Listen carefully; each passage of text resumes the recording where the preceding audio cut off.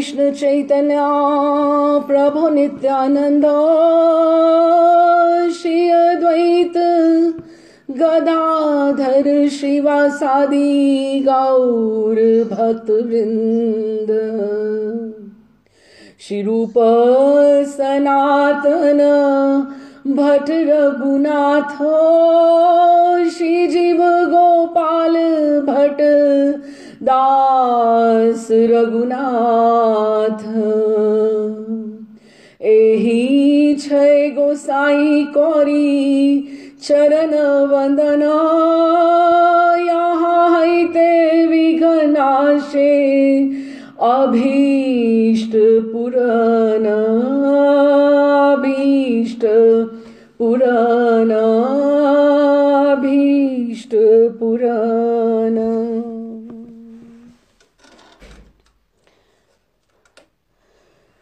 राधे श्याम। पुनः भक्त चरित्र गान में आपका सबका स्वागत है।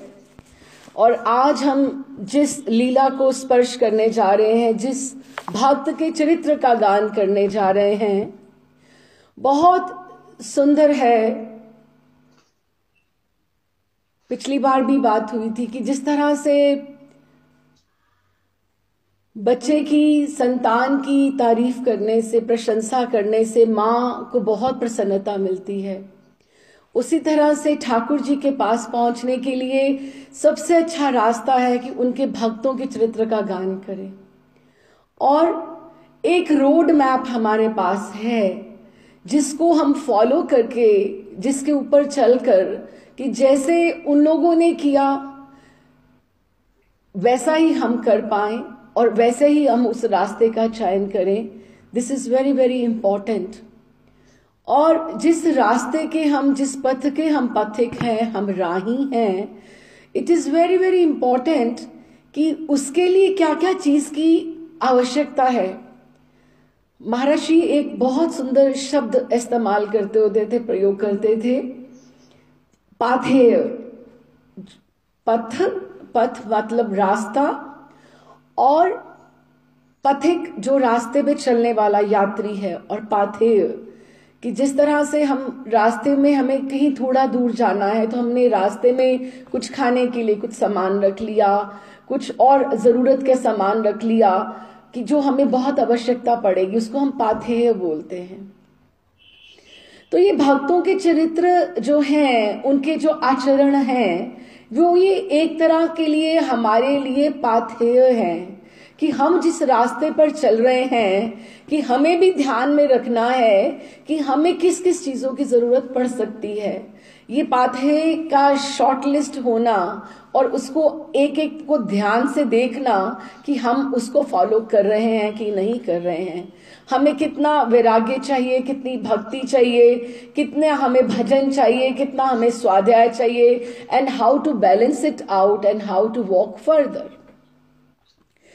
हम आज जिस भक्त का गान करने वाले हैं, उनका नाम वैसे तो श्री कृष्ण चंद्र है, बचपन का नाम कृष्ण चंद्र जो उनको माँ बाप ने दिया, लेकिन फिर उनका नाम लाला बाबू पड़ गया। और लाला बाबू का नाम होने से उनका नाम लाला बाबू ही प्रसिद्ध हुआ। और सौभाग्य की बात है कि हमारे राधा रमन जी मंदिर जाते हुए जब, और ज्ञान गुदड़ी महर्षि के आश्रम से और राधा रमन जी के मंदिर में जाते हुए जो लंबी सी गली आती है, वो लाला बाबू की गली, जो वो चौक है लाला बाबू का चौक, कि वो हम उसको इस तरह से ही गिनते हैं कि लाला बाबू, जैसे उनकी एक प्रेजेंस होती है, बहुत लंबी गली है। और वो that is all the boundary wall right from the beginning till the end of the lane, कि वो पूरी की पूरी जो गली है वो लाला बाबू की गली, क्योंकि मंदिर की बाउंड्री एक साथ साथ में लाल पत्थर की जो है वो चलती है हमारे साथ, तभी उसको बोला जाता है लाला बाबू की गली। तो हम इनके चरित्र का प्रारंभ करते हैं। इनका बचपन का नाम तो था श्री कृष्ण चंद्र सिंह, लेकिन वो नाम से वो नहीं जाने गए कभी, वो लाला बाबू के नाम से ही जाने गए। क्यों? अनुमानिक सन 1775 1775 में उनका जन्म हुआ। उनके दादा गंगा गोविंद सिंह जी अंग्रेज गवर्नर जनरल वॉरेन हेस्टिंग्स शासनकाल में बंगाल, बिहार और उड़ीसा के दीवान थे। जो मुगलों का जो राज्य था वो निकल चुका था। हमें समझना पड़ेगा हिस्टोरिकली कि मुगलों का, मुसलमानों का राज्य जो था वो उसका विश्राम हो चुका था, और जो ब्रिटिश रूलर्स थे, ब्रिटिश रूल था इंडिया में, और वो लोग जो अमीर लोग होते थे, रईस लोग होते थे, जो जहां के एरिया के, उनको वो दीवान बना दिया करते थे कि उनके बिहाफ पे वो सब कलेक्ट करें और गवर्नमेंट को दें। सो ब्रिटिश रूल था उन दिनों में। तो इस तरह से वो उड़ीसा के वो लोग दीवान थे। उनके दादाजी गंगा गोविंद सिंह जी, उन्होंने अपनी असाधारण योग्यता से अपने वंश के लिए अर्जित की थी एक विशाल जमींदारी और अपरिमेय धनराशि। कि बहुत बहुत अमीर लोग थे दीवान, पहले वैसे ही अमीर थे और फिर उनको और तरह से उनको सब दीवान बन गए तो और भी उनको रिचनेस आई।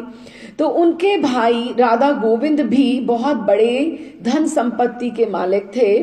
कृष्णचंद्र सिंह के पिता प्राण कृष्ण थे। दोनों भाइयों की संपत्ति के एक मात्र उत्तराधिकारी और उस समय के पूर्व भारत के सबसे बड़े धनी मानी व्यक्ति। तो कृष्णचंद्र दोनों भाइयों के इकलौते पुत्र थे।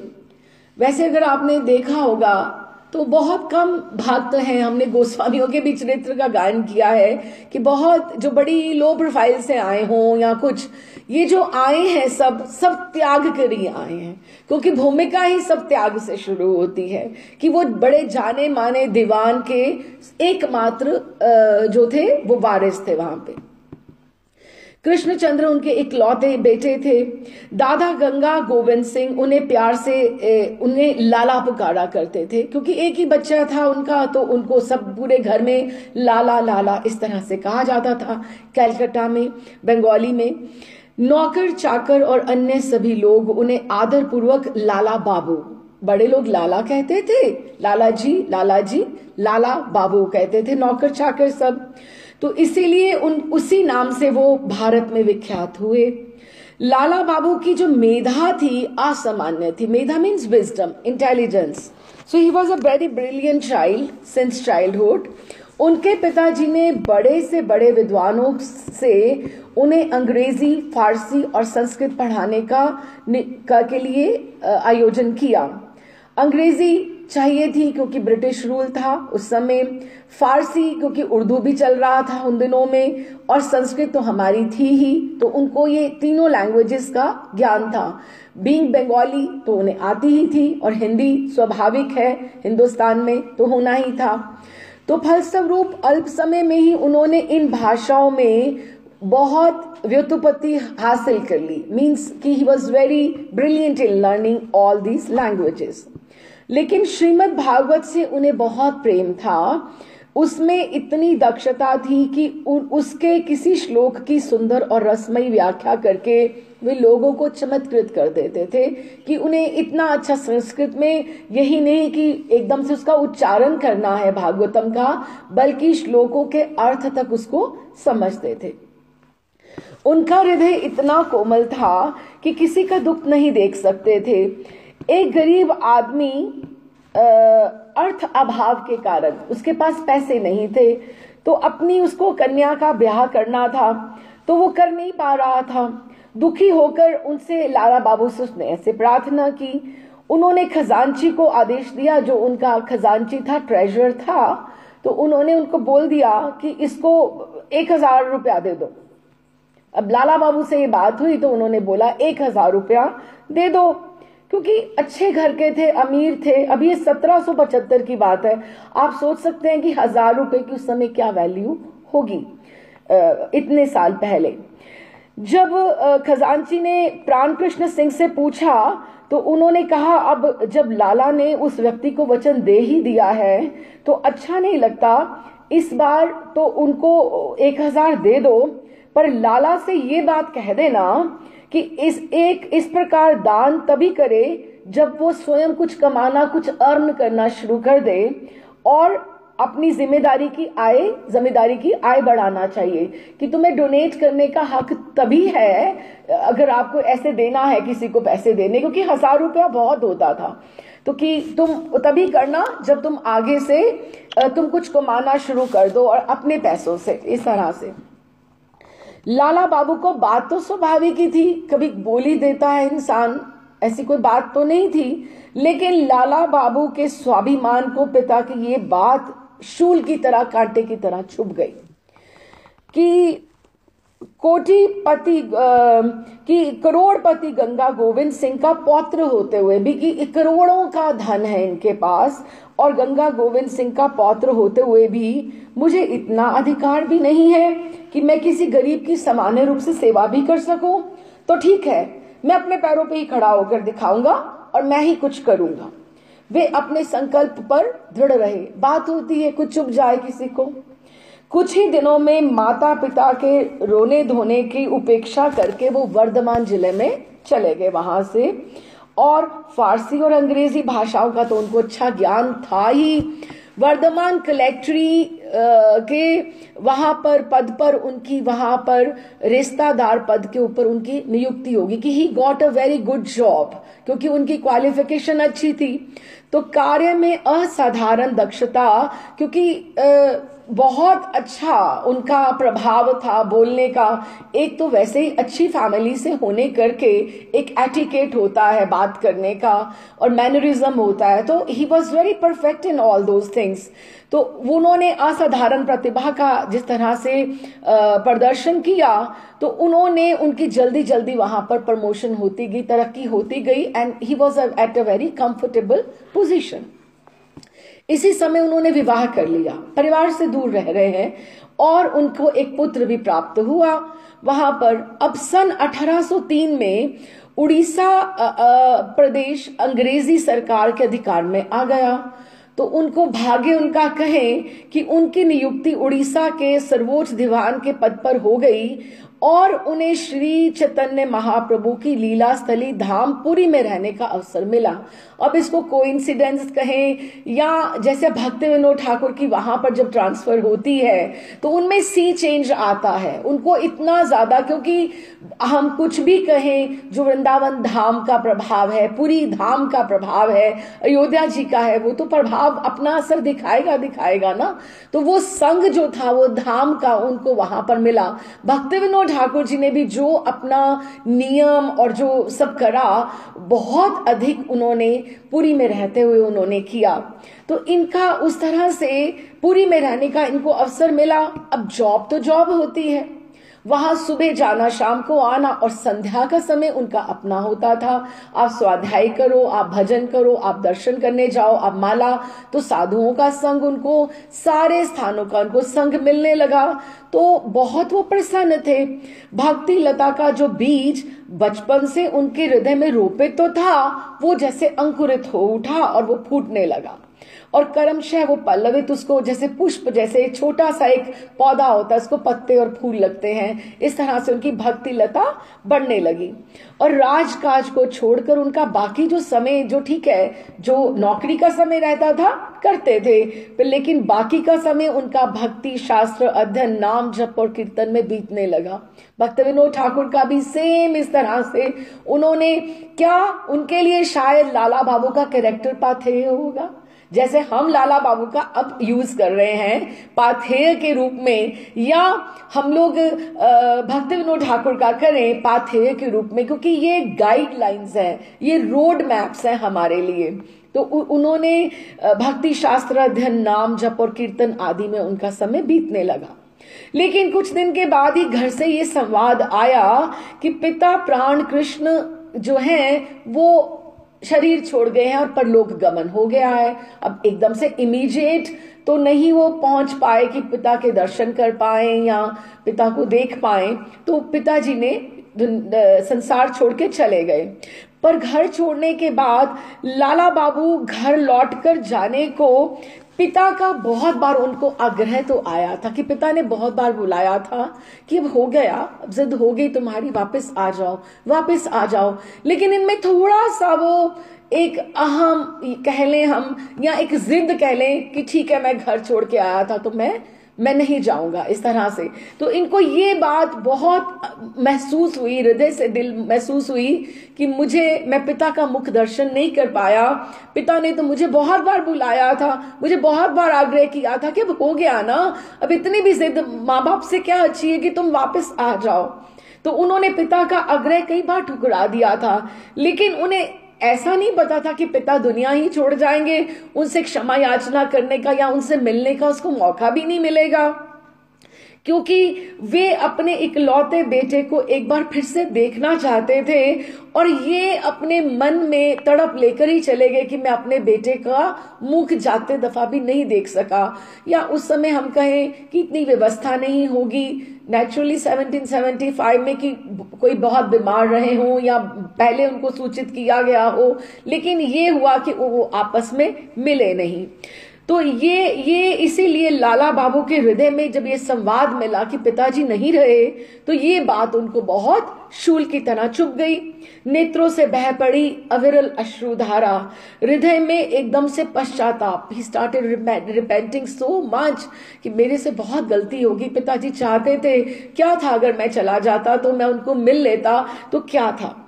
कलकत्ते जाकर उन्होंने अपने पिता का परलौकिक कार्य विधि पूर्वक संपन्न किया। माँ के पास गए वहां पर, और जो जो कार्य एक पुत्र को करना चाहिए, क्योंकि पिताजी का तो वो चले गए थे, लेकिन बाकी का जो संभाल था, क्योंकि वो अकेले ही थे और कोई तो था नहीं, उनका वारिस था ही नहीं, तो उन्होंने विधि पूर्वक सब संपन्न किया, अच्छा किया।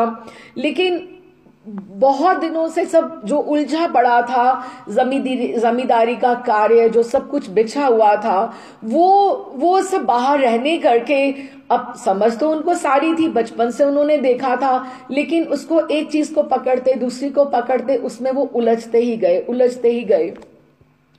पिता की जमींदारी और धन संपत्ति का देखभाल का भार अब उनके कंधों पर आ पड़ा। इसलिए वे उड़ीसा के दीवानी का काम छोड़कर अब स्थायी रूप से उन्होंने परिवार को कलकत्ते में ही वो वापस आ गए अपनी माँ के पास वहां पे, क्योंकि काम इतना बड़ा था कि उसको संभालने के लिए अब कोई तो वहां चाहिए था।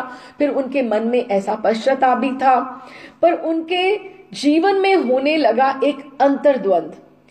अब क्या रहता है कि आप नौकरी करें तो आप एक निश्चित समय के बाद आप बिल्कुल आपका समय आपका अपना है, लेकिन अगर यही व्यापार हो या आपकी जमींदारी हो तो वो आप देर रात तक भी आप बात को सुलझाते जाते ये भी होता जाता है।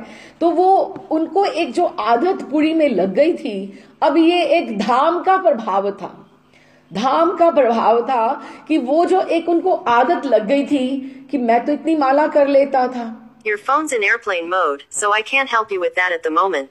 मैं तो इतना वो कर लेता था, माला कर लेता था, इतना मैं शास्त्र अध्ययन कर लेता था, और मैं दर्शन करने के लिए जाता था। यहाँ तो मेरे से ऐसा कुछ भी नहीं हो पा रहा है, मेरा तो जीवन व्यर्थ ही जा रहा है।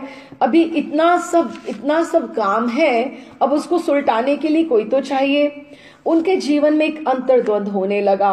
बार बार मन में उठता एक ही प्रश्न, ये धन ऐश्वर्य मान सम्मान पिताजी के पास था तो वो भी तो यहीं पे छोड़ गए ना, मेरा भी कभी दिन आ जाएगा तो मैं भी यहीं छोड़कर चला जाऊंगा। ये अंतर्द्वंद है, एक लड़ाई, किसी के साथ कोई परेशानी नहीं है, एक अंदर की, एक भीतर की, एक हृदय में, दिलो दिमाग में एक लड़ाई चल रही है कि ये सब पैसा किसके लिए, मुझे कितना चाहिए, मेरे परिवार को कितना चाहिए, क्या मैं अपनी जो जिंदगी को दाव पे लगा रहा हूं, ये क्या इज इट रियली वर्थ कि मुझे ये मनुष्य जीवन मिला है। क्योंकि उनको धाम का, संतों का वो प्रभाव पूरी का दिमाग में था, चैतन्य महाप्रभु का। तो ये किस लिए, ये क्या चिरस्थाई है ये धन ऐश्वर्य जो है? यदि नहीं तो क्यों नहीं मैं त्याग कर उस पथ का संधान की करूं जिससे मुझे चिर शांति मिल जाए।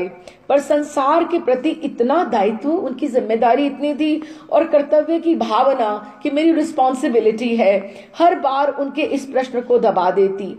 उसी समय एक दिन क्या हुआ कि एक सीन है, अब हर एक के जीवन में कोई ना कोई ऐसा ट्विस्टिंग पॉइंट आता है, एक ट्विस्टिंग मोड़ आता है। अब जैसे किसी की कोई ट्रांसफर हो गई, उसको वहां पे ऐसा संग मिल गया कि उसका जीवन ही बदल गया। कोई एक जन आ गया जिसने उसकी दिशा को हाथ से हाथ, क्या है? संग का प्रभाव, दाम का प्रभाव, संग का प्रभाव। और फिर आप ये सोचना कि ठाकुर जी का आवाहन, ठाकुर जी आपको कहीं ना कहीं, महर्षि बहुत सुंदर कहते हैं, ये जो कृष्ण नाम है ना, ये कृष्ण के नीचे जो री लगी हुई है ना, क के नीचे जो र लगी हुई है, it is like a hook which pulls you up from all the materialistic things। वो अपने पास लाना चाहते हैं और वो आपको यहां से पकड़ के, क के नीचे का जो ये र है ना, ये आपको उठा के ऊपर लेकर जाता है, लोगों को बताते हुए कि ये जन्म मेरा है, ये तुम मेरे पास, तुम आ जाओ। एक तराजू की तरह आपको ऊपर खींचता है। तो क्या हुआ, किस रूप में आवाहन हुआ? Let's enjoy this scene, it's beautiful scene.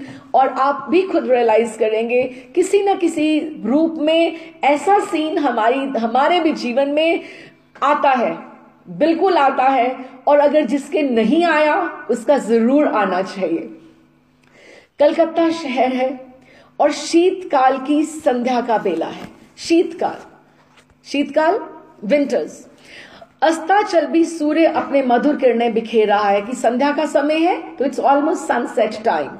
तो नेचुरली वो जिस तरह से हल्की हल्की पवन चल रही है और लाला बाबू पालकी पर निकले हैं सैर करने के लिए। अभी दीवान है वहां के, बहुत बड़े जमींदार हैं, तो वो पालकी सैर तो करते थे तट के ऊपर, समुद्र तट के ऊपर करते थे। लेकिन क्या होता था, पालकी में, घर से तो वो पालकी पे जाएंगे ना, ऐसे तो नहीं चले जाएंगे, दीवान है, तो उनको पालकी पे उठाकर लेकर जाते थे। और नौकरों की पीछे सिपाहियों की और बंदूकधारी, और पालकी के आरे बंदूकची और पीछे सिपाहियों की और नौकरों की टोली होती थी। और जब वो गंगा तट पर पहुंचे तो पालकी उन्होंने वहां पे उतारी और पीछे लता पताओं के बीच एक सुंदर सुरभित स्थान पे उन्होंने हल्की सी बिछावट की नौकरों ने, और उनको वहां पे तकिया मसनद दिया कि उनको यहाँ बैठना हो तो बैठे। और साथ में उन्होंने लाला बाबू के आगे फरसी रख दी। फरसी क्या होता है? हुक्का। वो जो गुड़गड़ाहट में, जैसे कि उनको बैठना है, थोड़ी देर बैठे, let him enjoy the weather and the atmosphere everything. और वो थोड़ा फिर वॉक करेंगे, सैर करेंगे, दीवान है वहां के, रईसी ठाठ हैं उनके। तो उन्होंने मखाब मंडित, और वो जो हुक्का भी था वो कुछ ऐसा थोड़ा था, बड़ा अच्छा सुंदर सा था। और तकिए का, नरम तकिए का सहारा लेते हुए उन्होंने फरसी की नली मुंह में दबा ली। छल छल करती बहती सुरध्वनि, वो जो गंगा की जो आवाजें आ रही थी उनके कानों में, बहुत सुंदर वातावरण और हल्की हल्की हवा चल रही है। It was all sunset time. तो ऐसे आवाज आने लगी तो उनको बहुत सुंदर लग रहा था। मुख से निकला सुगंधित, एकदम से वो धुआं निकल रहा था जिस तरह से, और आकाश में वो उड़ रहा था। लाला बाबू का मन एक अनिवर्चनीय आनंद के बांध कर आकाश में उड़ने लगा था। अब देखिए, ये जो पैसा होता है कहाँ से आया है, कैसा है, लेकिन संस्कार जरूर हृदय में जो रहते हैं वो जागृत होते हैं, वो सुप्त होते हैं, सुषुप्त अवस्था में होते हैं। पता नहीं कहाँ कौन सी चोट पड़ी और वो एकदम से जागृत होते हैं। वो एक दिन में के संस्कार नहीं होते हैं, एक जन्म के संस्कार भी नहीं होते हैं। They travel with us life after life, life after life, है ना। तो उन्होंने, ठीक है, वहां पर वो भजन करते रहे सब कुछ, लेकिन अभी जो यहाँ पे पैसा कैसा आ रहा है, किस तरह के लोगों का संग है, उनका हर चीज का प्रभाव है ना। तो वहां पर लाला बाबू का मन आनंदित था, लेकिन एकदम से सोच में था कुछ। उसी समय उनके हृदय में लगी एक चिंगारी का विस्फोट किया, एकदम से जैसे आग लगी होती। अब अंदर कुछ था तो एकदम से चिंगारी ने आग लगाई ना, और आनंद का वो जो उत्स विषाद जो था, जो आनंद का जो वो उत्स था, जैसे आनंद प्रसन्नता जो थी, वो एकदम दुख में बदल गया। एकदम से कोई ऐसे बात एकदम से हृदय को झंझोड़ गई। वो क्या था? वो पालकी जो थी, उनकी पालकी के पास वो जहां चादर लगाकर सब बैठे हुए थे और वहां पे थे, तो वहां पर एक झोंपड़ी के पास परिश्रम से क्लांत सोते हुए वहां पे एक धीमर था। धीमर मीन्स फिशरमैन, क्योंकि वहां पर लोग अपना वो नेट बिछाकर और सब वो फिशिंग भी करते हैं। तो धीमर सुबह से वो पकड़ रहा होगा, तो वो वहां पर लेटा हुआ था, अपनी चारपाई पे या नीचे लेटा होगा। तो उसकी जो बेटी थी कन्या, वो उसको कहती है, बाबा उठो, दिन शेष है गलो। दिन शेष है गलो मीन्स दिन खत्म हो गया है, दिन समाप्त हो गया है, संध्या हो गई है, बाबा उठो, दिन डूब चला। अब संध्या के समय सोना इस तरह से, जब भी सनसेट टाइम हो तो अच्छा तो नहीं है। वो थका हुआ था तो सो गया था इस तरह से। तो जब उसने देखा कि दिन शेष है गलो, बाबा उठो, दिन डूब चला, कि उसने जब इतनी बात उसने किसी और से तो नहीं बोला, अपनी बाबा से बोला। लेकिन उनको क्या ये बात सुनाई दी? धीवर कन्या का आवाहन तीव्र गति से उसके हृदय में लाला बाबू के मर्म स्थल को बेध गया। एकदम से उनको ये बात आई दिमाग में, बाबा, लाला उठो, दिन शेष है गलो। ये शब्द बार बार उनके हृदय आकाश में गूंजने लगा और उनकी मोह निद्रा भंग हुई। फरसे की नली एकदम से मुंह से छूट गई। महाऐश्वर्यशाली और महाविलासी लाला बाबू, अब वो लाला बाबू ना रहे। उनको क्या लगा कि मेरे दिन की संध्या भी तो आ गई है ना, अब मेरे पास और क्या बचा है? कितने दिन हैं, कितने वर्ष हैं मेरे पास, मुझे नहीं पता। क्या मैं इस तरह से ही पैसे कमाता जाऊंगा, इस तरह से जमींदारी में अपने आप को झोंकता जाऊंगा? हाँ, तो उन्होंने कहा, सब कुछ त्याग कर उसने सोचा कि मैं कंगाल वेश में वृंदावन जाऊंगा। उन्होंने ऐसे सोच लिया और कृत संकल्प होकर वो उसी समय वहां से घर चल दिए। अब आप ये सोचो, क्या कॉम्बिनेशन है। अगर हम इसको एनालिसिस करें, धीवर कन्या अपने बाबा को कह रही है, लेकिन संस्कार इनमें है, जागृत उसकी बात से हुआ, लेकिन एक कॉल कहां से आई है? ये कॉल ऊपर से आई है, भगवान की आई है। ये this is the same hook जो आपको पुल करने आई है उस सारे वातावरण में से और उनको झंझोड़ने आई है। नहीं तो वो तो वैसे ही आराम से जैसे रह रहे हैं, वैसे तो वो रह ही रहे हैं। तो उन्होंने इस तरह से, और उन्होंने किसी तरह रात व्यतीत की, क्योंकि संध्या थी वहां पे। दूसरे दिन उन्होंने घर के लोगों को बुलाया और कहा, मेरे जीवन की संध्या आ गई है, दिन डूबने को है, राधा रानी की मुझे पुकार आ गई है, मैं जा रहा हूं वृंदावन।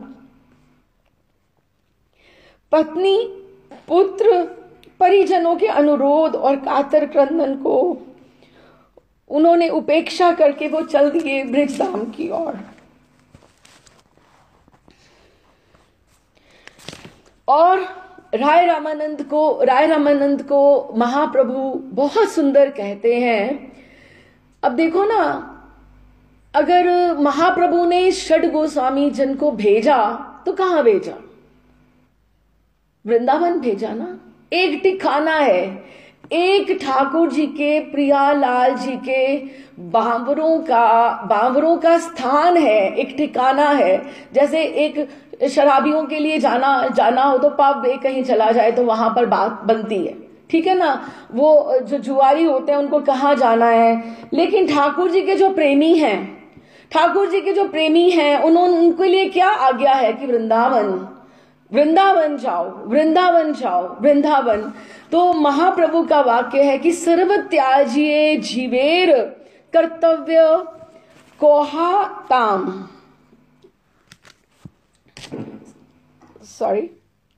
सर्व त्याजी जीवेर कर्तव्य कहाँ वास। हाँ, कि कुछ सब कुछ त्याग कर जीव का क्या कर्तव्य है, किसको कहाँ वास करना चाहिए। हाँ, ब्रिज भूमि वृंदावन जहां लीला रास, कि वृंदावन में ब्रिज भूमि में करो, कहां पर, वृंदावन जहां प्रिया लाल जी की रास स्थली है वहां पर।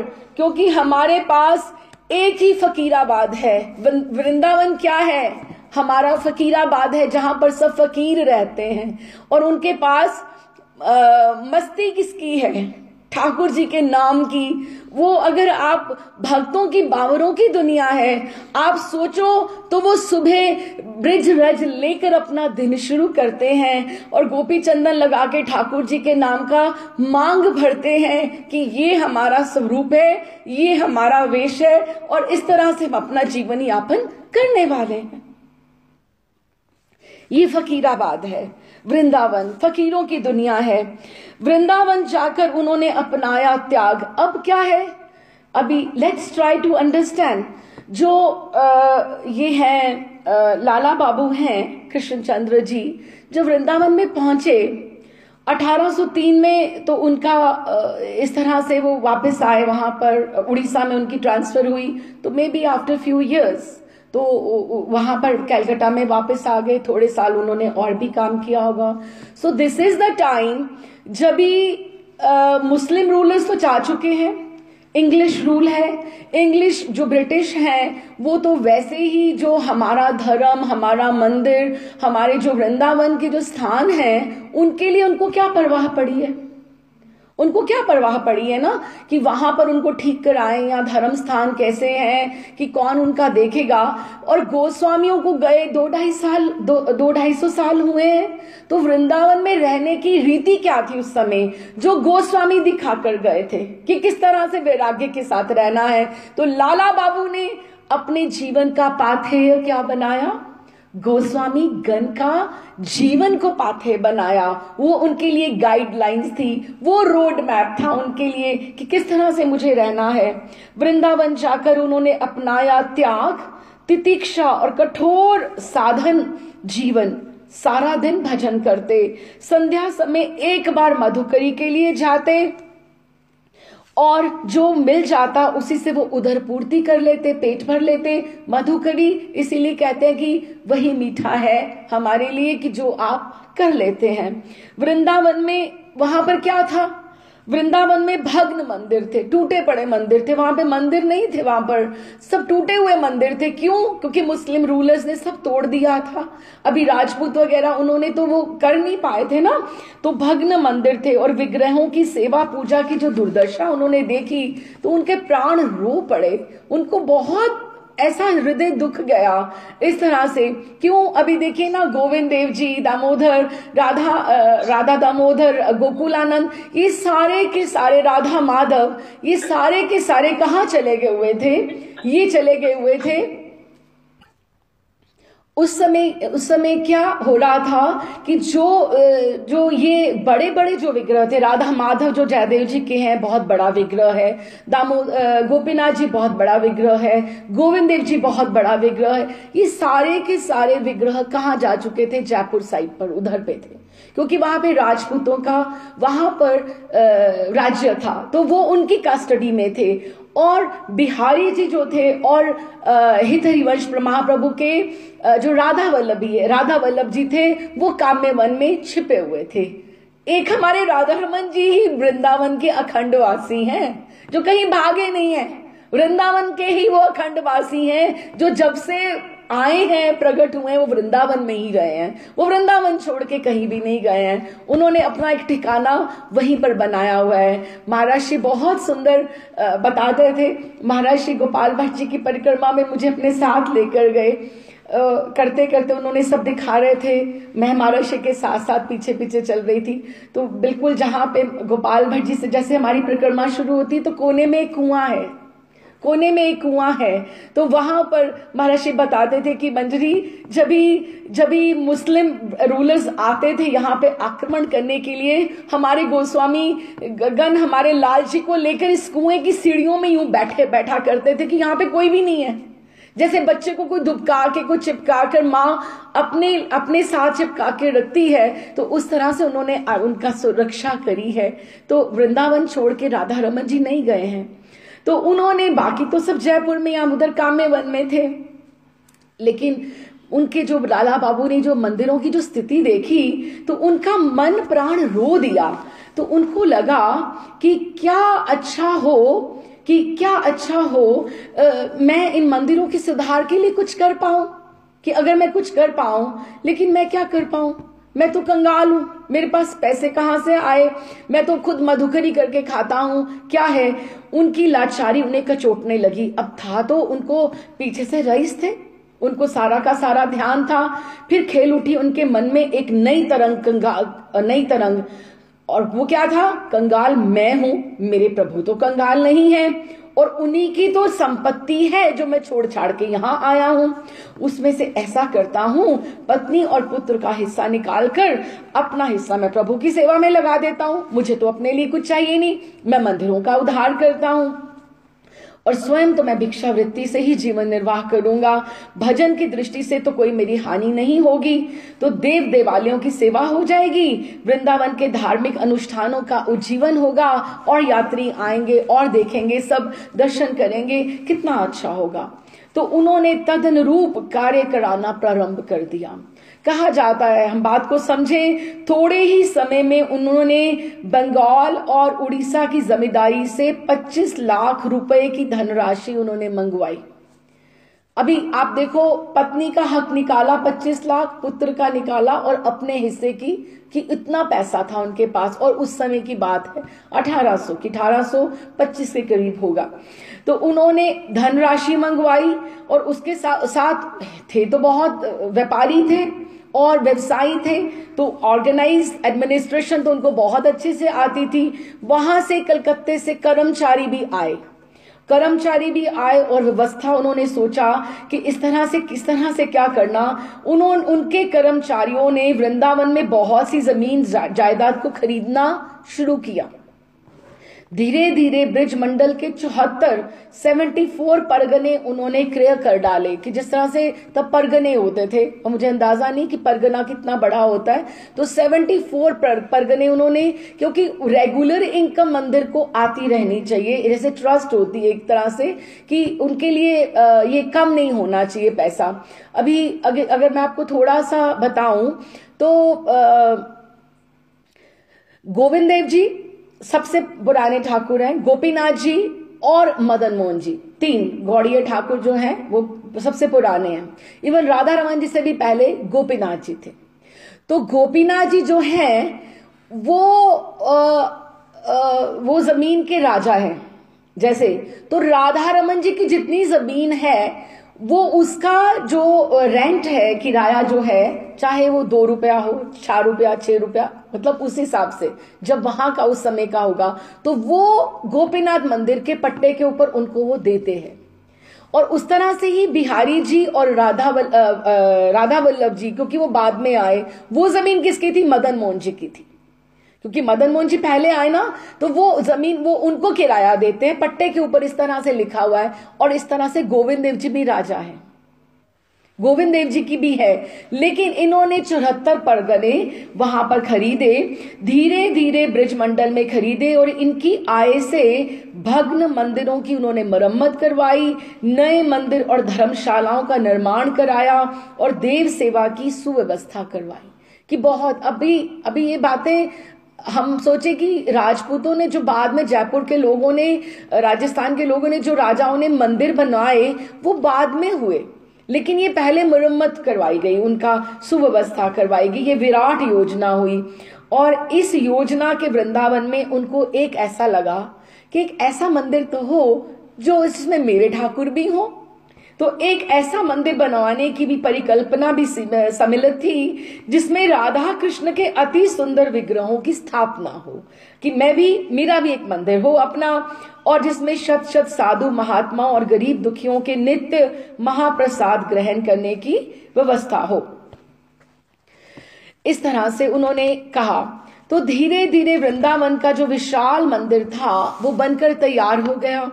मुरलीधर, अभी जैसे नाम रखना होता है कि ठाकुर का नाम कैसे रखा जाए, तो उन्होंने ठाकुर जी का नाम, उनको तो कोई कृष्णचंद्र के नाम से जानता ही नहीं था, तो उनके ठाकुर का नाम हुआ श्री कृष्णचंद्र।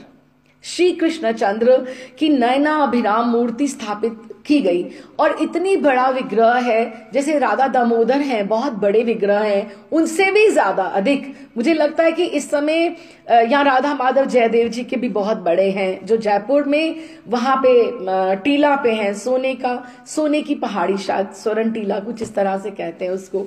तो इतने बड़े विग्रह कोई होंगे जो वृंदावन में होंगे।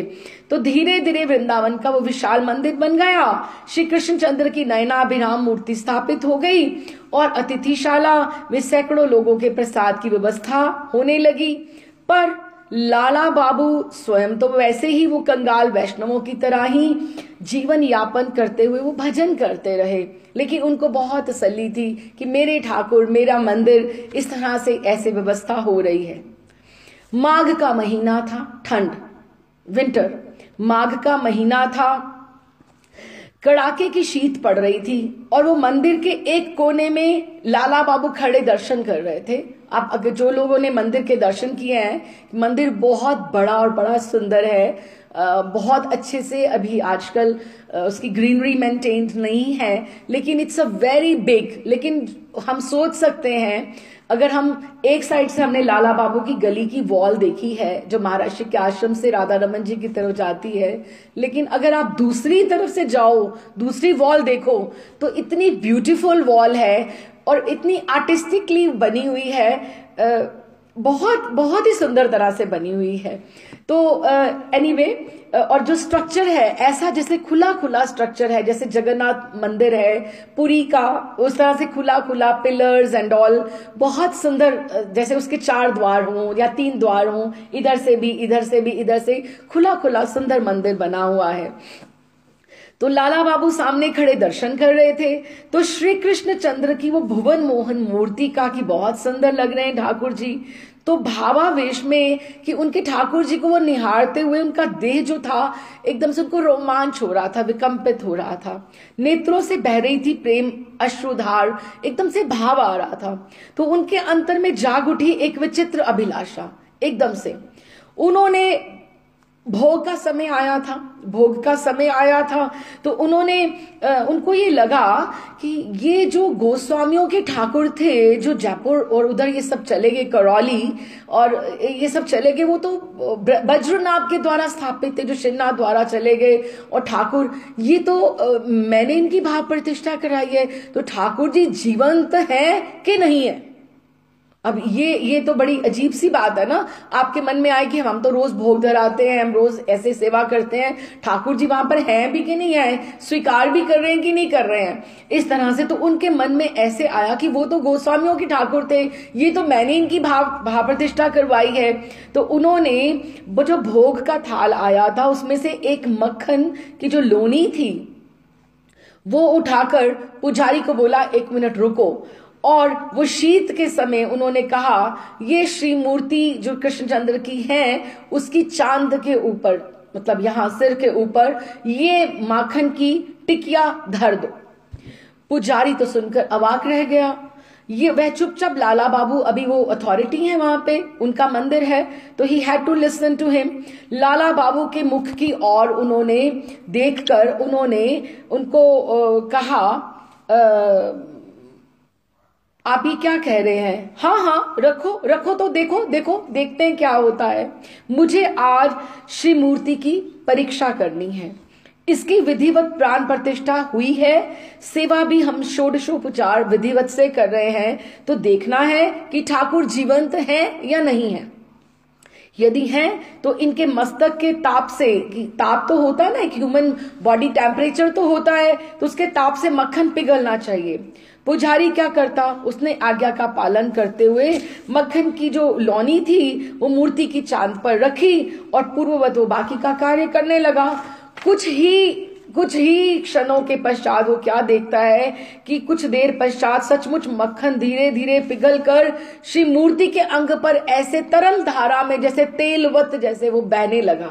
इस तरह से ऐसी भयंकर शीत में मक्खन का अपने आप घी जैसा गल जाना और एकदम से संभव नहीं था, क्योंकि माघ का महीना था। निश्चय ही उसका पिघलना इस बात का प्रमाण था कि विग्रह जीवंत है।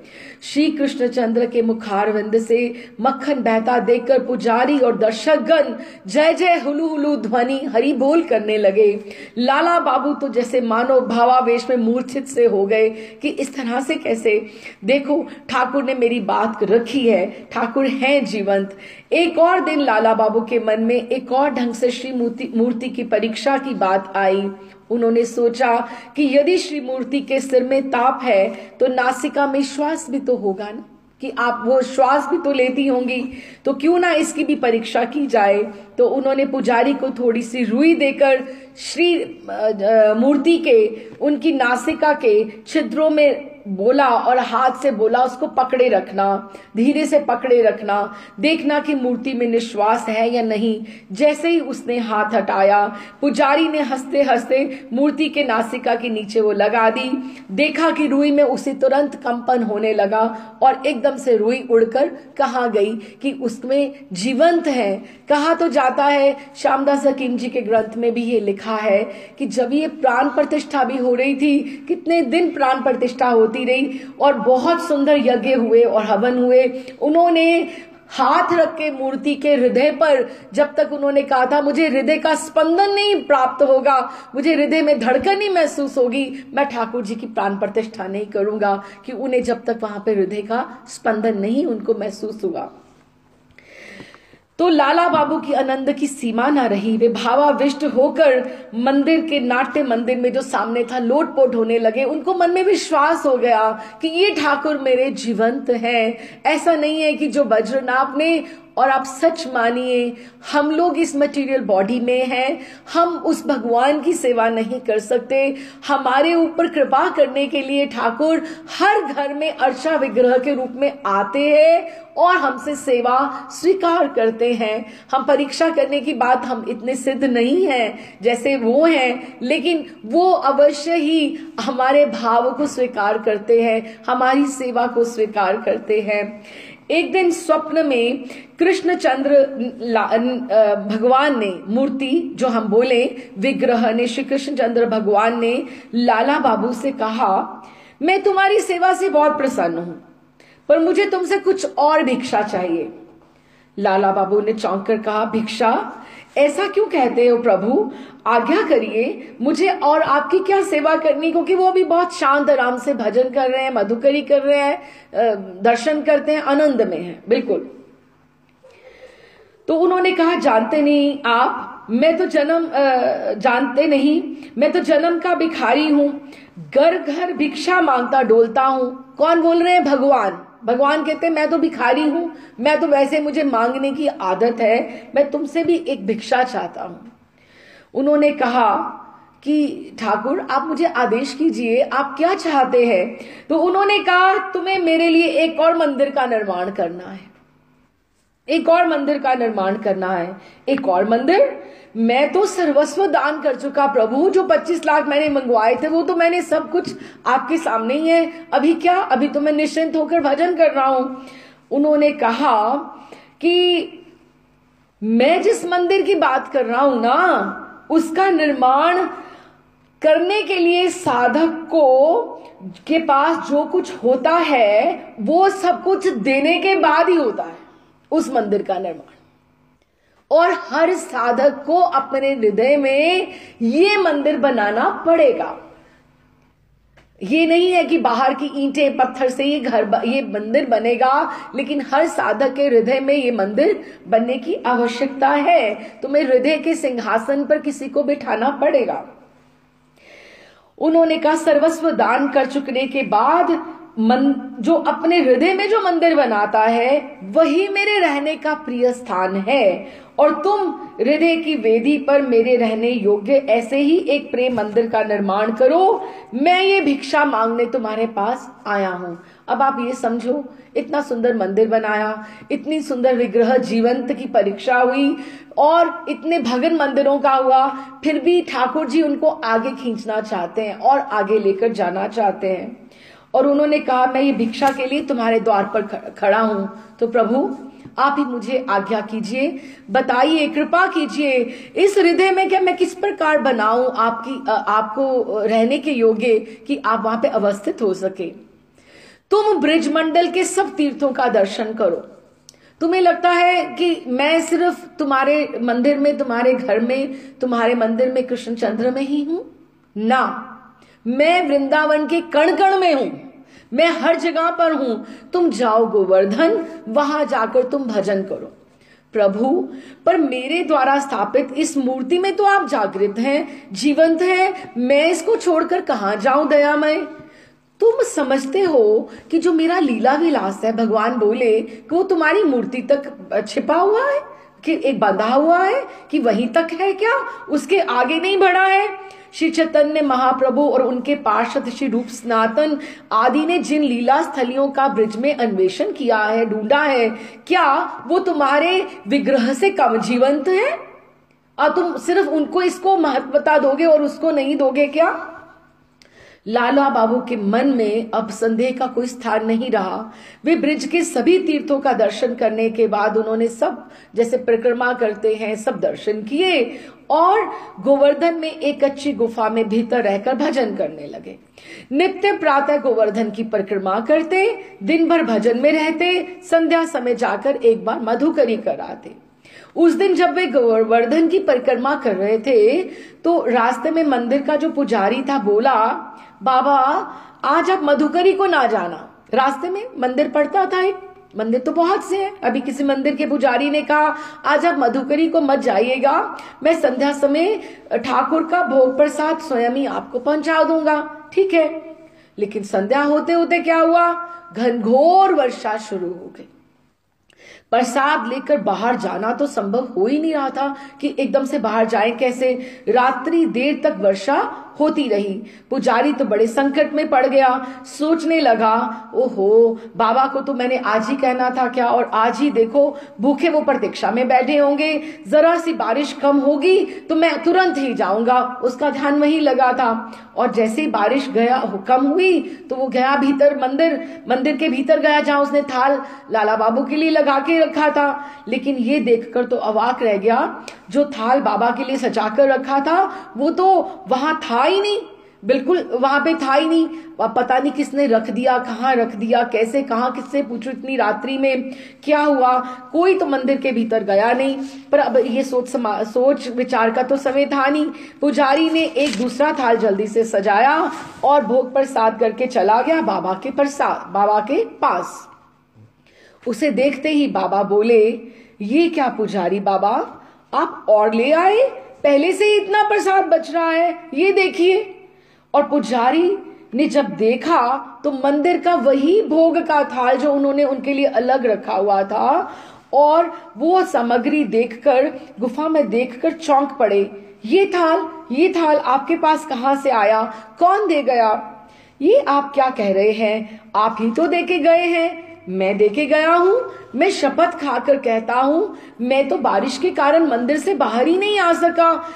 लेकिन जैसे ही बारिश कम हुई तो मैं मंदिर के भीतर गया तो देखा वहां ना थाल है, ना थाल में रखी सामग्री है। फिर जल्दी में दूसरे मिट्टी के थाल में देखिए जो फल आदि, जो सूखा प्रसाद था, वो मैं आपके लिए तुरंत लेकर उपस्थित हुआ हूं। ये सुनकर लाला बाबू का देह सात्विक प्रेम विकारों से परिपूर्ण हो एकदम से अचेतन से हो गए। चेतना आने पर अश्रु गदगद कंठ से कहने लगे, हाय प्रभु, आपने मुझ अधम के लिए इतना कष्ट किया और मैं पहचान भी नहीं सका कि आप मुझे यूं प्रसाद देने आए हो। पहचानता भी कैसे? यदि आप खुद पहचान में ना आना चाहो तो किसकी शक्ति है जो आपको पहचान सके? आपने क्यों इतने छल से, अगर आपने कृपा ही करनी थी तो आप अच्छे मन से, आपकी कृपा में कोई कमी हो जाती क्या? आप अच्छे से तो कृपा करते, प्रभु कृपा की तो कृपा में भी कृपणता, कंजूसी, और क्यों, आप तो कृपा सिंधु हो। मथुरा के कृष्णदास बाबा की तो इस तरह से जिनको भगवान के दर्शन हुए हैं, लेकिन अभी आप तक देखिए, अभी तक उनकी दीक्षा नहीं हुई। कितना उन्होंने भजन, तप, वैराग्य उनका सब है, लेकिन अभी तक उन्होंने गुरु नहीं चयन किया है। लेकिन उनके मन में मथुरा के जो कृष्णदास बाबा जी थे, गोवर्धन दास, जो गोवर्धन में मानसी गंगा पे रहते थे, उन दिनों उन सिद्ध महात्मा के रूप में उनकी बड़ी ख्याति थी। तो उनका भक्तमाल का बंगला, अनुवाद बंगला भाषी लोगों में बहुत बहुत प्रिय था। हम इनके बारे में भी कभी ठाकुर जी कृपा करेंगे तो हम इनके बारे में भी पढ़ेंगे। लाला बाबू के मन में बहुत दिनों से मन ही मन उन्हें गुरु रूप में वर्ण कर रखा था। जैसे मन में सोच रखा था कि मैं अगर दीक्षा लूंगा, जब अगर मैं करूंगा तो एक मन होता है, जुड़ने की बात होती है कि मैं इनसे लूंगा, पर अभी समय नहीं हुआ है। तो वो उनके पास गए कि मुझे दीक्षा लेनी है। अभी आप देखिए, जो ऐसे हम सोचे लीला चिंतन, ठाकुर जी की माधुर्य, रूप माधुरी और ये सब है, जब तक एक विशुद्ध भक्त की आपके ऊपर कृपा नहीं होगी, हम पर कृपा नहीं होगी, एक संत गुरु आचार्य की कृपा नहीं होगी, तो हमारे साधना के दरवाजे जो है, कपाट नहीं खुल सकते हैं। वैसे बहुत से संप्रदाय हैं, बहुत से रास्ते हैं, जहां तक मर्जी चलते जाओ, लेकिन एक आचार्य, एक गुरु परंपरा के अनुगत्य में रहना वही है जो हमें, क्योंकि वो क्या है कि उन्होंने वो रास्ता देखा है जहां हम जाना चाहते हैं, वो हमें उस परली पार तक ले जा सकते हैं। जाना तो हमें परली पार है ना, प्रियालाल जी के चरणों तक पहुंचना है ना, हमें तो रास्ता पता नहीं है। एक आचार्य, एक गुरु जो हमारे ऊपर कृपा करके हमारी उंगली पकड़ के लेके जा सकता है, वही जिसने वो रास्ता देखा है, और वो रास्ता गुरु है, हमारे आचार्य हैं। तो वो उनके पास गए और उन्होंने बोला कि मैं आपसे दीक्षा चाहता हूं। तो कृष्णदास बाबा बोले, बहुत सिद्ध, मैं तुम्हें दीक्षा दूंगा, पर अभी समय नहीं हुआ है। तुम्हारे विषयी जीवन के सूक्ष्म संस्कार अभी कुछ शेष हैं। अभी आप ये कुछ सोचो कि हम दीक्षा के लिए प्रार्थना करते हैं गुरु आचार्यों से, लेकिन दीक्षा कोई ऐसे आसान बात नहीं होती है। हाँ, वो जिनको ठाकुर जी जीवंत, जिन्होंने प्राण प्रतिष्ठा कराई है, ठाकुर जी जिनके लिए भोग का थाल देने आए हैं, अभी तक उनकी दीक्षा नहीं हुई है, और उनको सिद्ध बाबा बोल रहे हैं कि अभी तुम्हारे जीवन में ये अभी विषयों के अभी संस्कार बचे हुए हैं, तुम्हें उन्हें वैराग्य की अग्नि में भस्म करना होगा। उपयुक्त समय पर मैं स्वयं तुम्हें आकर दीक्षा दूंगा, तुम्हें मेरे पास आने की भी आवश्यकता नहीं होगी। जब तुम कैपेबल हो जाओगे तो I will come my self, उन्होंने खुद कहा। अब गुरु है, उनकी दृष्टि है, उनको क्या नजर आ रहा है उनमें, उनको पता है ना। कुछ दिनों के लिए कोपीन कंठाधारी लाला बाबू, कोपीन, और वो रहते कौन से स्टाइल से थे, जिस तरह से हमारे षड गोस्वामी रहते हैं, कोपीन कंठाधारी। जैसे सनातन प्रभु का हम षड गोस्वामी का चरित्र पढ़ते हैं, वे वैसे ही रहते थे, एक ही बार मधुकरी के लिए। फिर भी उन्होंने बोला कि नहीं। अच्छा, कोपीन कंठाधारी लाला बाबू वृंदावन आकर रहने लगे। उनका वैराग्य और भजन दिनों दिन बढ़ता गया, क्योंकि उनको भीतर ये बात सुलगने लगी कि अभी भी मेरे विषय, अभी कौन सा संस्कार बाकी रहा है, मुझे अभी भी कुछ अभी भस्म करना है, पर गुरुदेव की अभी भी मेरे पे कृपा नहीं हो रही है। वे सोचने लगे कि उनमें कौन सा ऐसा दोष है जिसके कारण वे गुरुदेव की कृपा से अब तक वंचित हैं। इस ग्रंथ में नहीं लिखा, लेकिन श्यामदास हकीम जी बोले, उनके ग्रंथ में लिखा है कि उन्होंने उन्हें आज्ञा दी। आप मानिए, इट्स वेरी डिफिकल्ट। उन्होंने कहा तुम गैया को भोजन कराओ, अन्न के दाने, अन्न होता है ना जो अनाज, गेहूं होता है, गेहूं तुम खिलाओ गैया को, और उसके गोबर में से फिर वो जो दाने जो वो डाइजेशन में नहीं हो पाते, तो वो गोबर में जो निकलते हैं उसको बीन के तुम उसके ऊपर तुम यापन करो। फिर जब तुम योग्य हो जाओगे वैराग्य के बाद, फिर मैं तुम्हें आकर दीक्षा दूंगा। इस तरह से श्यामदास हकीम जी ने अपने ग्रंथों में लिखा है। अच्छा, फिर वो सोचने लगे कि इस तरह से वो रहा करते थे कि कृपा से मैं क्यों वंचित हूं, लेकिन एकाएक मन में आया, मैंने इतना ऐश्वर्य का मैंने भोग किया है, इतने वर्ष किया है, कुछ ना कुछ तो मेरे हृदय में मेरे संस्कार ऐसे शेष रह गए होंगे जो गुरुदेव अपनी दृष्टि से देख पा रहे हैं। क्या मैं अपने अभिमान को पूर्ण रूप से त्याग कर पाया हूं? अभी ये बहुत छोटी छोटी चीजें होती हैं जो हमारे स्वभाव में होती हैं। हमें झट हमारा मोह जागृत हो जाता है, झट हमें क्रोध आ जाता है, झट हमें बात का अहम आ जाता है। मेरा हम कहते हैं, वो मोह ही तो है ना मेरा। लेकिन हमारे में कितना समर्पण आया है। एक साधक, एक भक्त को साधक शब्द ही क्यों है, जो अपने आप को निरंतर साधता रहे, वो अपने आप को इंट्रोस्पेक्ट करता रहे, और वही साधक है। कोई एक आराम से कोई ऐसे भगवान ऐसे मिलने वाले नहीं हैं। आपको अपनी सुबह की नींद भी त्यागनी पड़ेगी और अपनी आप को देखना भी पड़ेगा कि मैं किस तरह से अपने ढंग से चल पा रहा हूं, जो मेरे गोस्वामियों ने मेरे लिए निर्धारित किया है कि नहीं किया है, मैं उस हिसाब से चल पा रहा हूं कि नहीं। तो फिर उन्होंने कहा, मेरा सूक्ष्म अभिमान, मुझे सब लाला बाबू कहते हैं, मेरा जो अभिमान सूक्ष्म कि मैं एक बड़े घर का हूं, शायद ये अभी तक बना हुआ है मेरे हृदय में। साधा ना उन्होंने अपने आप को, साधक तो वही है, देखे कि मुझे कौन सा, क्योंकि ये महर्षि बहुत सुंदर कहते हैं कि ये जो एक होते हैं ना, ये काम, क्रोध, मोह, लोभ, अहंकार, ये जो सारी की सारी चीजें हैं, दे आर ऑल लिंक्ड, वो सब इकट्ठी चलती हैं। वो मीरा के ग्रंथ में भी हमने पढ़ा कि एक जिस तरह से एक रस्सी हो तो एक मक्खी उसके ऊपर आ जाए, तो आप देखोगे अब रस्सी पे तो एक मक्खी सिर्फ बैठी है ना, तो उसके बाद कितनी ही मक्खियां उसके ऊपर आकर एक लाइन बना लेती हैं। तो इस तरह से ये एक को दूसरा, दूसरे को तीसरा, चौथा, ये सब फॉलो करते हुए साथ में आ जाता है। एक इच्छा नहीं पूरी हुई तो क्रोध आया तो फिर अहंकार आ गया कि मेरे साथ उसने ऐसी बात क्यों करी। तो इस तरह से उन्होंने कहा, मैं अभिमान को पूर्ण रूप से त्याग नहीं कर पाया हूं। मैं मधुकरी के लिए कितने मंदिरों और कुंजों में जाता हूं, लेकिन क्या जो साथ वाले सेठ जी हैं, लक्ष्मी चंद जी, उनके कुंज की और मेरे पैर कभी बढ़े हैं?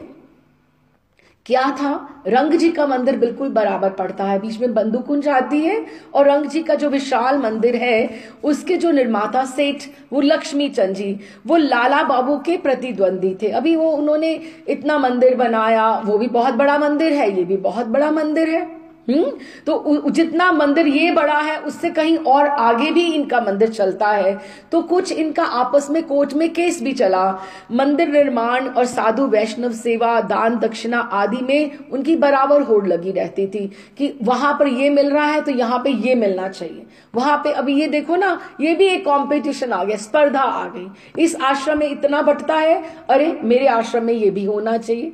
है तो बात बहुत छोटी छोटी, आप किसी को वैसे करो अलग बात है, लेकिन आप स्पर्धा में आके करो तो अलग बात है। तो जमीन जायदाद को लेकर उनसे एक बार मुकदमा भी चल चुका था, पर लेकिन जिसमें लक्ष्मी चंद जी हार गए थे, क्योंकि इनका जो केस था वो जेन्युइन था और वो जमीन इन्हीं को वापस मिल गई थी। उनके प्रति पहले का वो द्वेष था, वो जो द्वेष था, अब देखो ठाकुर जी अपने भक्त में जरा सी खोट भी नहीं रहने देते। वो आपको पूरा खरा सोना बनाना चाहते हैं। वो मार मार के स्थित परिस्थितियों को, अनुकूलताओं को, प्रतिकूलताओं को वो भेजते रहते हैं कि किस तरह से भी मैं इसको ठोक ठोक के मैं इसको बिल्कुल एकदम इसको खरा सोना बना दूं। क्यों? क्योंकि जैसे हम नहीं चाहते कि हमारे बच्चे में कोई ये कहे, अरे तुम्हारे बच्चे में देखो ये दोष है, लेकिन ठाकुर जी भी ये नहीं चाहते कि मेरे साधक में, मेरे भक्त में कोई कहे कि तुम्हारे भक्त में ये दोष है। तो उन्होंने क्या बोला कि उनकी हार हुई थी लक्ष्मी चंद जी की, तो उनके प्रति पहले का द्वेष सूक्ष्म रूप से अभी भी बना हुआ था कि वो मेरे प्रतिद्वंदी हैं। यही कारण था कि लाला बाबू मधुकरी के लिए और जगह तो जाते थे, लेकिन वहां कभी नहीं गए थे। एक दिन रंग जी के मंदिर में बाहर भिखारियों के लिए कुछ बट रहा था, भीड़ लगी हुई थी। भीड़ में कंधे पर भिक्षा की झोली ढाले लाला बाबू भी एक दिन वहां पहुंच गए और करताल बजाते हुए उच्च स्वर से कृष्ण नाम कीर्तन करते हुए वहां पंक्ति में जहां भिखारी थे वहां वो मधुकरी के लिए लग गए। और उन्हें पहचानने में किसको देर लगनी थी, लाला बाबू को तो वहां सब जानते थे। तुरंत दरवाजे पर सेठ जी से जाकर किसी ने कहा, लक्ष्मी चंद जी सेठ को बोला, सेठ जी देखिए लाला बाबू आपके द्वार पर भिक्षा के लिए खड़े। सेठ जी ये सुनकर चकित और स्तंभित रह गए एकदम से कि लाला बाबू मेरे प्रतिद्वंदी, उनमें इतना वैराग्य है। तो ये भी होड़ उनकी तरफ से है, पर इनकी तरफ से विनम्रता है, इनकी तरफ से अपने आप की दैन्यता है। अब इसमें से कौन जीत रहा है?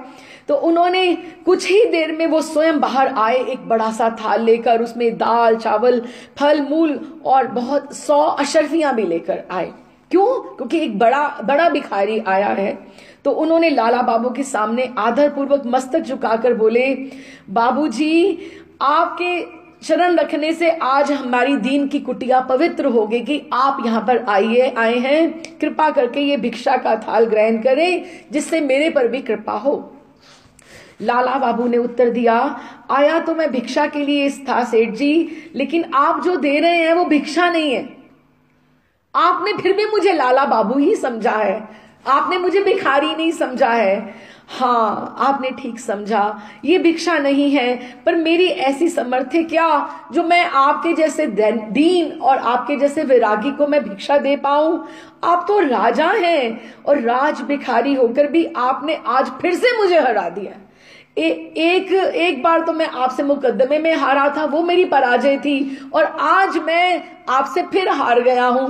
आप दीनता विनम्रता में मेरे से कहीं आगे निकल गए हैं, इसलिए ये तो नजराना है, मेरा उपहार है आपकी दीनता के लिए। ये नहीं हो सकता सेठ जी, कंगाल तो सदा कंगाल ही रहता है। आपका ये थाल स्पर्श करने के मैं योग्य भी नहीं हूं।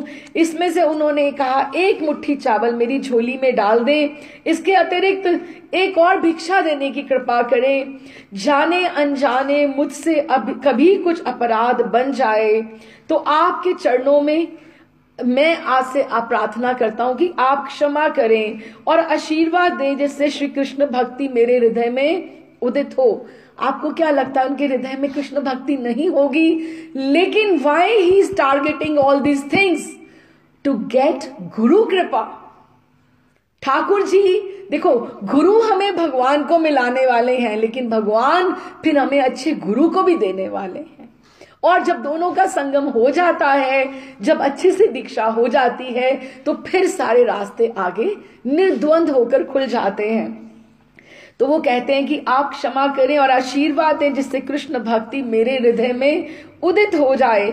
लाला बाबू के जब उन्होंने इतना कहा, अब देखो दोनों का मार्जन हो गया। जो हृदय में एक आवरण था, कभी कभी रिश्तों में पर्दे आ जाते हैं, तो वो भी भक्त हैं, लक्ष्मी चंद जी भी भक्त थे, बहुत इतना करने वाले वैष्णव हैं, लेकिन उनका मन में आवरण आया हुआ था द्वेष का, स्पर्धा का, द्वंद्व का। ठाकुर जी ने एक लीला से ये दोनों का मार्जन कर दिया। लाला बाबू के इतना कहते ही दोनों ने एक दूसरे को अपनी बाहों में लेकर भरकर एक दूसरे को प्रेम अश्रुओं से अभिषिक्त कर दिया। और लाला बाबू रंग जी के मंदिर से अपनी भजन कुटी की ओर लौट रहे थे, अपनी भजन कुटी की ओर लौट रहे थे। कहाँ? मंदिर, और ये रंग जी का मंदिर। और क्या देखा? उसी समय पथ में प्रसन्न मुद्रा में आते दिखे उन्हें गुरु कृष्णदास। गुरु जी ने कहा था कि जिस समय तुम्हारा वो सूक्ष्म अहंकार जो मैं अभी भी देख रहा हूं वो जो निकल जाएगा, अभी तुम्हें भस्म करना होगा अपने वैराग्य से, तो मैं स्वयं चल के आऊंगा। उनकी कितनी दृष्टि, कृपा दृष्टि की, उनको सब नजर आ रहा था। भक्ति पूर्वक उन्हें प्रणाम कर वो जैसे ही उठे कि आप गुरुदेव, उनको उनके दर्शन करते ही ये लगा कि आज मेरे ऊपर कृपा हो गई। अभी आप देखिए कि जिनके लिए इतनी कृपा थी, फिर भी गुरु की कृपा कितनी आवश्यक है। गुरु की कृपा के बिना, आचार्य की कृपा के बिना हम आगे नहीं चल सकते हैं। उन्होंने जैसे उन्हें प्रणाम किया, कृष्णदास बाबा ने प्रेम पूर्वक उन्हें आलिंगन किया और कहा, लाला अब समय हो गया तुम्हारी दीक्षा का। देखिए, दीक्षा को हल्का मत समझना कभी भी। ये हमारी रूहों पे, हमारी आत्माओं पे हमारे गुरुदेव के संस्कार होते हैं। उनका संबंध होता है, जन्मों जन्मों का संबंध होता है हमारे इष्ट के साथ, हमारे गुरु का। तो उन्होंने उनको बोला कि अब तुम्हारा समय हो गया है। शुभ लग्न में लाला बाबू की दीक्षा हुई। दीक्षा के उपरांत उपदेश देते हुए गुरुदेव ने कहा, अब तुम गोवर्धन में जाकर, उसी गुफा में जाकर निरंतर भजन करो, और गुफा से तब निकलना जब तुम्हारे अभीष्ट की सिद्धि हो जाए। अभीष्ट की सिद्धि क्या? प्रियालाल जी के दर्शन। वो जो पुजारी के रूप में थाल लेकर आए थे, वो तो एक छल किया था ना, ठाकुर ने कृपा तो की थी लेकिन छल में किया था। लेकिन उन्होंने उनको बोला, जब तक अभीष्ट की प्राप्ति ना हो जाए इस बीच किसी मनुष्य का मुख भी नहीं देखना, ये गुरु ने आज्ञा दी। लेकिन उनको गुरु की समर्थ की अब ये इफ्स एंड बट्स तो नहीं लगाए उन्होंने। अच्छा, मैं खाऊंगा क्या, मैं मधुकरी करने कैसे, वो भी ना जाऊं प्रभु महाराज जी, मैं वहां भी ना जाऊं। जो गुरु आज्ञा शिरोधार्य करी उन्होंने, और लाला बाबू आज्ञा अनुसार रात दिन गुफा में रहकर भजन करने लगे। कई वर्ष बाद उन्हें इष्ट देव के दर्शन हुए। उनकी दिव्य लीलाओं के भी दर्शन, उन्हें लीला दर्शन होने लगे। उनकी निभृत तपस्या का अंत हुआ कि एकांतिक रूप से उन्होंने जो तपस्या करी थी, कृष्णदास बाबा बहुत सिद्ध बाबा हुए हैं। उनकी कृपा का ये फल होना ही था। ब्रिजमंडल के सिद्ध महात्मा लाला बाबा के रूप में उनकी ख्याति दूर दूर तक फैल गई। लोग दूर दूर से उनके दर्शन करने आने लगे। एक बार, ये बहुत प्यारा इंसिडेंट है, हमें छोटी छोटी बातों से बड़ा कुछ सीखने को मिलता है। एक बार सिंधिया महाराज जी बहुत बड़े हैं, महर्षि भी उनके यहाँ कथा करने जाया करते थे। सिंधिया महाराज जी वृंदावन गए और तीर्थों के दर्शन करने के उद्देश्य से वे जहां भी गए उन्होंने लाला बाबू की बहुत प्रशंसा सुनी, और लाला बाबू की असाधारण त्याग, वैराग्य, भक्ति भाव और परमार्थ में उनकी असाधारण उपलब्धियों की बातें सुनी। तो उनके हृदय में उत्कंठा जगी उनसे दीक्षा लेने की, कि मैं सिंधिया के महाराज जो थे कि मैं उनसे दीक्षा लेता हूं। वे सदल बल गोवर्धन पहुंचे। लाला बाबू के सामने प्रणत होकर उनको दीक्षा के लिए प्रार्थना की। उन्होंने कहा, महाराज, यदि भगवान को आप पाना चाहते हैं तो केवल दीक्षा से कुछ नहीं होगा। आप सोचते हैं कि मैं दीक्षा आपको दे भी दूं तो भी उससे केवल दीक्षा से कुछ नहीं होने वाला। उन्हें पाने के लिए आपको अपने दोनों हाथ बढ़ाने पड़ेंगे। This is the point. दोनों हाथ बढ़ाने होंगे। अगर आप एक हाथ से संसार को पकड़े रहेंगे और दूसरे हाथ से ठाकुर जी के चरणों का स्पर्श करते रहेंगे, तो आप कहेंगे कि मुझे वो चरण भी मिल जाए और ये संसार भी मेरा ना छूटे, तो दिस इज नॉट पॉसिबल। ये संभव नहीं है। और ये हमारे साथ ही होता है, ये हम सबके साथ ऐसा होता है कि हम सब कुछ टेम्परेरी चलता जाए, काम चलाऊ, ये भी चलता जाए, ये भी चलता जाए, ये भी हो जाए, ये भी हो जाए, कि हम एक हाथ से तो संसार को पकड़े हुए हैं। जब तक हम सोचे कि ठंड लग रही, हम कंबल को नहीं छोड़ रहे कि कंबल मुझे नहीं छोड़ रहा। बात तो वही होती है ना कि हम कंबल को नहीं छोड़ रहे क्योंकि ठंड लग रही है ना, कि हम सोचे कि कंबल मुझे छोड़ नहीं रहा, और हम संसार को भी एक हाथ से पकड़े रखते हैं और फिर सोचते हैं कि हमें भगवान भी मिल जाए। हम उनके लिए आगे कितने कदम बढ़ाते हैं, वो जरूरी है। तो उन्होंने कहा कि अगर आप एक हाथ से संसार को पकड़कर दूसरे हाथ से चरण स्पर्श करना चाहें तो आपको ठाकुर की प्राप्ति नहीं हो सकती। हाँ, मैं आपको दीक्षा दे दूंगा अगर आप दोनों हाथ से भगवान के चरणों को पकड़ने के लिए तैयार हैं तो। सिंधिया महाराज तो दोनों हाथ बढ़ाने को तैयार ही नहीं थे। उपलब्धियां तो उन्होंने लाला बाबू की बहुत सुनी थी, दीक्षा का मन भी था, लेकिन उन्होंने वो तैयार ही नहीं थे कि मैं सब कुछ छोड़ छाड़ के, ये भी नहीं कहा कि मैं आता हूं, आप मेरी प्रतीक्षा करिए, ऐसा भी नहीं उन्होंने कहा। उन्होंने कहा हाँ जी आप ठीक कहते हैं महाराज, ये पथ हम सबके लिए नहीं होता, इसके लिए चाहिए पूर्व जन्म की साधना और सुकृति, सौभाग्य कि पिछले जन्म का हमारा कितना संस्कार उदित है, हमारे कितने है सुकृति है, हम कितना लगाना चाहते हैं, दाव कितना लगाना चाहते हैं। इतना कहकर वह लाला बाबू के चरणों में प्रणाम करके गोवर्धन से चले गए। इसी प्रकार जो भी ब्रिज में आता लाला बाबू की प्रशंसा सुनकर उनके दर्शन अवश्य करता। उनकी गुफा के सामने इतनी भीड़ होने लगी कि उन्होंने चुपचाप किसी निर्जन स्थान पे चले जाने का निश्चय किया।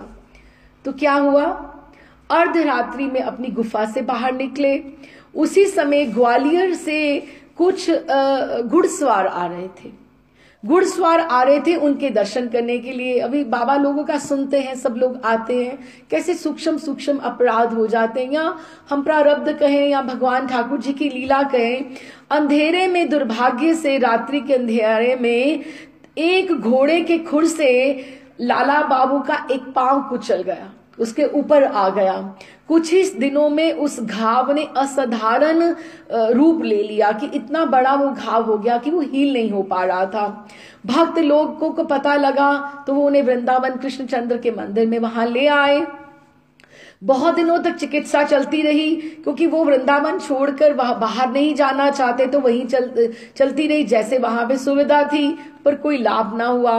भक्तों ने प्रश्न किया, प्रभु आपके प्राण प्रिय विग्रह श्री कृष्णचंद्र के आप सामने हैं, फिर भी आपको इतना कष्ट हमसे देखा नहीं जा रहा। जो उनके शिष्य थे आप समझें, या उनके वहां पे भक्त लोग वो जो थे, तो वो ऐसा क्यों हो रहा है आपके साथ। रोगाक्रांत लाला बाबू का मुखारविंद एक अपूर्व आनंद किरणों से मुकुलित हो उठा। बहुत उनको आनंद, एकदम से बहुत आनंदित हुए। उन्होंने कहा, अरे तुमने मेरे प्रभु का दिया ये दुख तो देखा, तुमने वो नहीं देखा वो जो दिव्य आलोक जो सदा मेरे हृदय में रहता है, उनका माधुर्य स्वरूप और उनका लीला माधुरी जो है, वो जो हृदय में जो मुझे आनंद देती है, तुमने वो कभी नहीं देखी। तुम्हें सिर्फ यही दिख रहा है कि जो मुझे एक घाव हुआ है। तो वो उन्होंने कहा कि वो हृदय में मेरे झलमल उनकी लीला माधुरी करती रहती है, जिसमें श्री कृष्ण चंद्र और राधिका रानी का सुमधुर लीला विलास चलता रहता है। तुम देखो ठाकुर ने मुझे कौन सा पलड़ा भारी है, वो जो मुझे इतना लीला माधुरी, इतना दर्शन, इतना सुख, मेरे जीवन का अर्थ दे दिया है, जीने का मकसद दे दिया है, वो अच्छा है या ये जो मेरा घाव है ये भारी है, कौन सा पलड़ा भारी है। सब चुप थे। दुख का कारण दुख बड़ा है या आनंद बड़ा है, लेकिन हम लोग पात्र ही नहीं है। हम लोग ये बातें समझ ही नहीं पाते जरा सी बात पे कि हमारा ये प्रारब्ध कट रहा है कि ठाकुर जी हो सकता है कि हमारे प्रारब्ध को काट के, हमारे जो सूक्ष्म अपराध है उनको काट के किस